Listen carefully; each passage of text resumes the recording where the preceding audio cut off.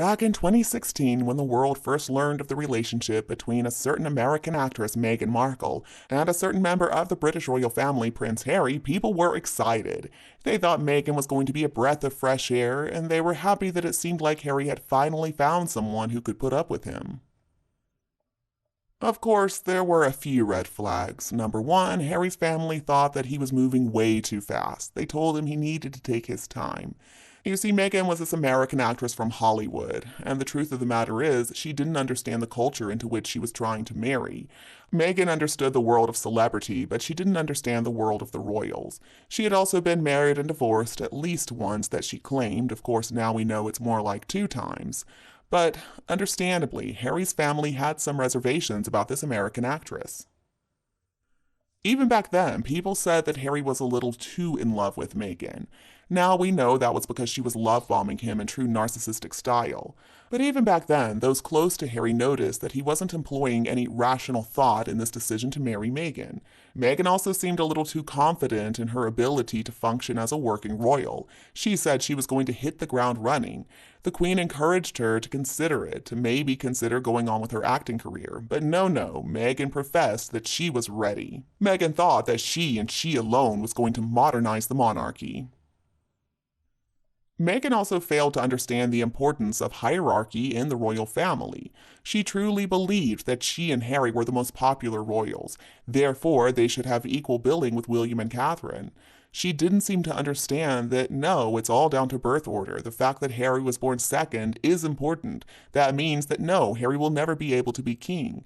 This is a fact, though, that Meghan just couldn't wrap her head around. In the lead up to the wedding, I think that's when Meghan couldn't hide her true self anymore. That's when the monster really started to show.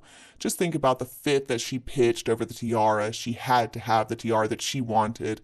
Just think about the way she went after poor Princess Charlotte over the bridesmaids' dresses. It was during that time that Harry famously said, "What Meghan wants, Meghan gets." Looking back, now there was no clearer sign that disaster lay ahead.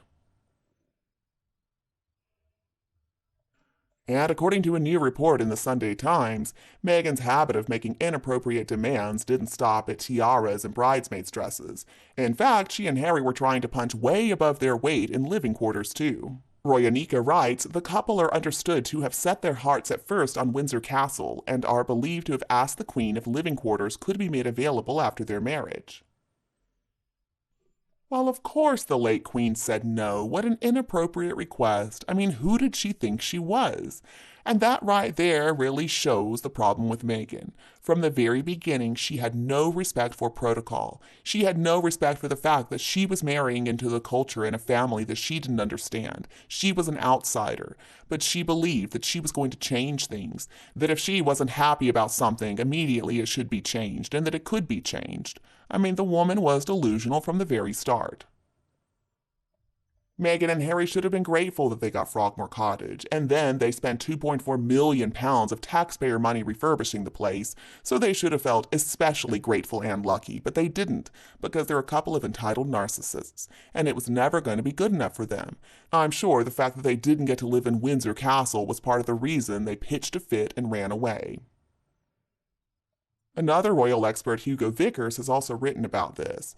He talked about the Queen's decision to give them Frogmore instead. He wrote, "There are empty bedrooms and suites in the private apartments within Windsor Castle, which the Sussexes may have had their eye on, or perhaps some former living quarters in the castle grounds converted into other things. But I can see how it might not be entirely appropriate to have a young family living there." Well, of course it wasn't appropriate. Honestly, I don't even know why Harry would have agreed to this plan. And honestly, folks, as much as I believe Harry should be held accountable for his role in all this mess, I'm sure Meghan was behind that. I mean, come on. Harry knows all about hierarchy. He understands his family. He understands the protocol. And then here comes Meghan telling him it's so unfair the way he's been treated, that he should have everything his brother has and even more. And oh, she's got a great idea. Let's put the family to a test. Let's tell them we want to live in Windsor. Why shouldn't we be able to live there? And if they say no, well, that shows they never appreciated us. Well, of course they were told no, and so then that gave Meghan more reason to push Harry to move to California. Now, I believe from the very beginning that was her plan. She was already in talks with Netflix, but I suspect she had to build her case, and so that's why she knew making these ridiculous demands that the royal family was absolutely always going to say no to was a great way to convince Harry that they just had to leave. And it's crazy to me how now, nearly 4 years after Megxit, they are still so hung up on that event. Meghan and Harry are the ones who cannot stop talking about it. They're the ones who regret leaving, because just look at their lives now. They have not been the great successes in America they thought they were going to be. Instead, they have fallen flat on their faces. Now all these shows like Family Guy and SNL and South Park are making fun of them. They are being dumped by corporations like Spotify. So now, after regretting the decision they made and after regretting burning all their bridges, they're trying to rewrite history. First, it was in the Oprah Winfrey interview, and then the docu-series Harry and Meghan, and then in Harry's book Spare. But now, apparently, that wasn't enough because we got this new article in the Byline Times. According to the Byline Times, King Charles told the Sussexes that either they could remain in the safety tent of Britain or they could be cast away and castigated as comprehensively as possible. And this, according to the report, was to reduce the threat of them eclipsing the royal family.